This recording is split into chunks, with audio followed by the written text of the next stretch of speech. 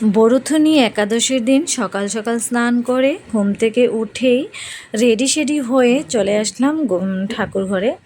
তো এসে গোপালের খুব সুন্দর করে শৃঙ্গার করলাম। গোপালকে নতুন একটা ড্রেস পরালাম, গয়না গয়না গহনা টহনা যত যা ছিল সব কটা জিনিস কিন্তু সুন্দর করে পরালাম। আর বেশ ইচ্ছে ছিল গোপালকে মনের মতো করে সুন্দর করে একটু সাজাবো, তো তাই নিজের মতো করে একটুখানি সাজালাম। আর একাদশী দিন কিন্তু আমি ছিলাম আমার বাড়িতে, আমার মা বাবার বাড়িতে, আমার নিজের বাড়িতে, সেখানে ছিলাম। তো সেখানে ছিলাম তাই গোপালকে একটু শৃঙ্গার করালাম তো সুন্দর করে। হ্যালো ফ্রেন্ডস, কেমন আছো তোমরা সবাই? আশা করি সকলেই ভালো আছো। আজকের একটা নতুন একটা ভিডিওতে তোমাদের সকলকে জানাই ওয়েলকাম। তো আজকের ভিডিওতে আজকে হচ্ছে একাদশী। আমরা যেহেতু একাদশী করি 15 দিন পর পর একাদশী, আজকে হলো বৈতরণী একাদশী। আর আমি যেহেতু আমার নিজের বাড়িতে আছি, আমার মাও একাদশী করে, আমার ছোট বোনও একাদশী করে, আমিও একাদশী করি। তো আজকে আমরা সকলেই মিলে কিন্তু এখানেই একাদশী করব। আর তার জন্য স্নান করে রেডি হয়ে নিয়ে তারপর সকাল সকাল আলু ভাজা করে তারপর চায়ের সাথে আমরা খেয়েছি। দুপুরবেলা পায়েস না সরি সাবু নারকল কুড়িয়ে দুধ দিয়ে সাবু মাখিয়ে সুন্দর করে সাবু খেয়েছি আমরা তিনজন মিলে। শশা খেয়েছি, এইসব খেতেই আছি। তো আর আজকে যেহেতু আমি আবার শ্বশুরবাড়ি চলে যাব, বাবা আমাকে দিতে যাবে। আর বর আসতে পারবে না, ওর কাজ আছে, তো এবার বাবা আমাকে দিতে যাবে। তো একটু পরে আমরা বেরোবো বলতে 8টা নাগাদ কিন্তু আমরা বেরোবো স্টেশন, আর সেখান থেকে ট্রেন। আর তো বাড়ি থেকে মা অনেক কিছু দিয়ে পাঠালো আমার জন্য, অনেক কিছু মা সকাল সকাল মা ঘুম থেকে উঠে শাক কতগুলো শাক আমার জন্য তুলে রেখেছে। তারপর কাঁচা লঙ্কা বড় সাইজের এগুলো রেখেছে, লেবু, অনেক কটা লেবু, কাঁঠাল, আম, কাঁচা আমগুলো, যেহেতু কাল চৈত্র মাসের শেষ, টক ডাল খেতে হয়, তো তার জন্য মা কিছুটা আমও দিল বাড়ি থেকে। বেশ কিছুটা জিনিস কিন্তু মা আমাকে দিয়ে দিল এগুলো নিয়ে যাওয়ার জন্য। তো এগুলো নিয়ে যাব। মা সুন্দর করে কিন্তু প্যাক করেও রেখে দিয়েছে, তোমাদেরকে দেখাবো। অনেক কিছু মা কিন্তু আমার জন্য রেখেছে, তো এগুলো আমাকে বলছে নিয়ে যাওয়ার জন্য। তো চলো তোমাদের সাথে সবটাই শেয়ার করবো আজকের ভিডিওতে। বোনের সাথে একটু বেরিয়ে পড়লাম বাইরে কিছু কেনাকাটা করার জন্য, কিছু জিনিস। তো মা বলে দিয়েছে একটু গিয়ে একটু কিছু কিছু নিয়ে আয়। তো তার জন্য বোনকে বললাম চল আমরা দুজনেই চলে যাই, কাছাকাছি যেহেতু, তাই তো ভাবলাম চলো দুজনেই চলে যাই। তো বাড়ি থেকে বেরিয়ে রাস্তার কাছাকাছি এসে এই যে কলেজটা দেখতে পাচ্ছ, এই কলেজটা শিলাপাথর টাউন কলেজ যেটা, তো এই কলেজেই কিন্তু আমরা পড়াশোনা করেছিলাম। তো এটা আমাদের বাড়ির কাছাকাছি। আমরা 3 বোনই কিন্তু এই কলেজেই পড়াশোনা করেছি। আর ছোটটা তো রয়েছে দিয়া, ও জানি না কোন কলেজে পড়াশোনা করবে, আগে তো বাদবাকি পড়াশোনাটা কমপ্লিট করুক।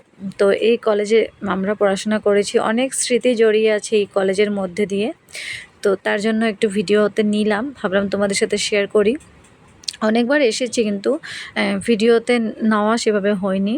তো এখন যেহেতু কলেজটা বন্ধ রয়েছে, তো কদিন পর কিন্তু আবার খুলবে, তার জন্য অনেকটা পাতা পরে কিন্তু নোংরা হয়ে আছে। আর গেটটা কিন্তু খোলা ছিল, কেননা একটু পরিষ্কার করবে দারোয়ানরা, তো সেই জন্য একটু খোলা রয়েছিল। আমি একটু ভিতরে ঢুকে তোমাদেরকে পুরোটা দেখানোর চেষ্টা করেছিলাম, কিন্তু পুরোটা তো আর দেখানো যাচ্ছে না ক্যামেরার মধ্যে দিয়ে, যতটুকু যা দেখা যাচ্ছে সেটাই দেখাচ্ছি।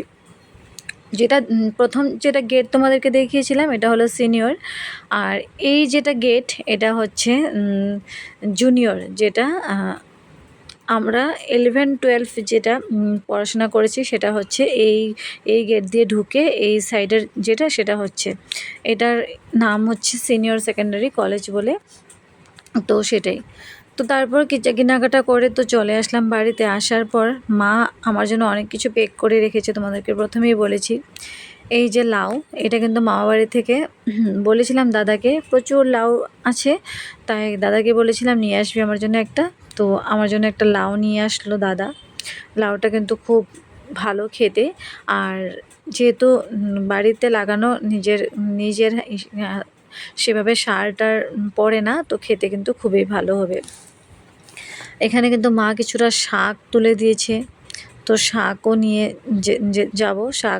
শাক, তারপর লেবু, তো প্রচুর লেবু তুলে দিয়েছে মা। আর লেবুগুলোতে কিন্তু ভীষণ রস ভরা লেবু, খেতে কিন্তু ভীষণ ভালো, রস কিন্তু প্রচুর রস। তো এই যে এটার মধ্যে লেবু লেবু প্রায় কিন্তু 10-12টা মতো হবে লেবু আমাকে দিয়েছে মা, অনেকগুলো লেবু দিয়েছে।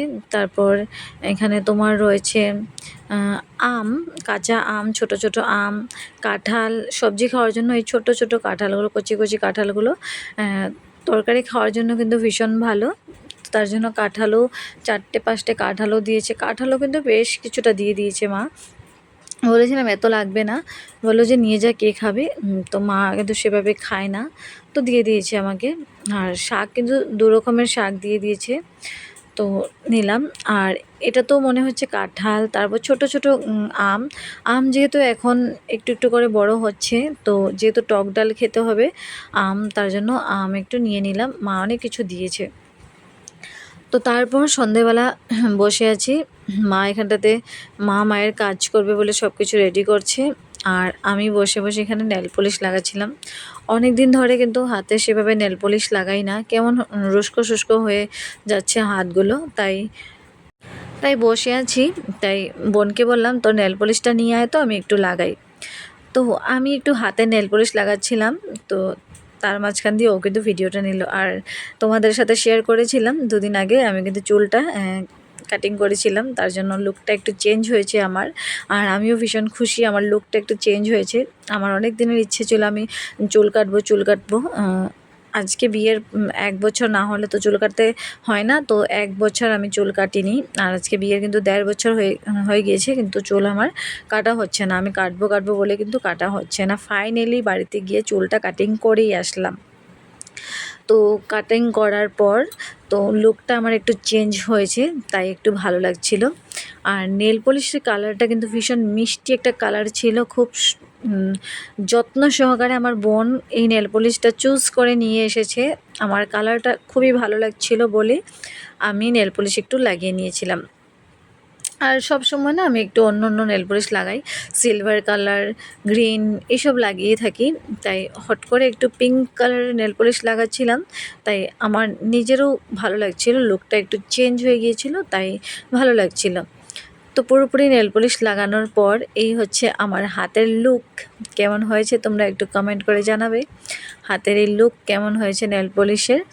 আর আমি কিন্তু খুব ভালো করে কিন্তু নেল আর্ট করতে পারি না, কিন্তু নেল পলিশ সুন্দর করে লাগাতে পারি না, আমার কিন্তু ছড়িয়ে ছিটিয়ে যায়, তো চেষ্টা করি। তারপর আমরা খাবার দাবার খেয়ে দুজন মিলে, বাবা আমি দুজন মিলে কিন্তু বেরিয়ে পড়লাম। এসে কিন্তু স্টেশনে বসে আছি। তো স্টেশনে বসে বসে ট্রেনের ওয়েট করছি কখন ট্রেন আসবে।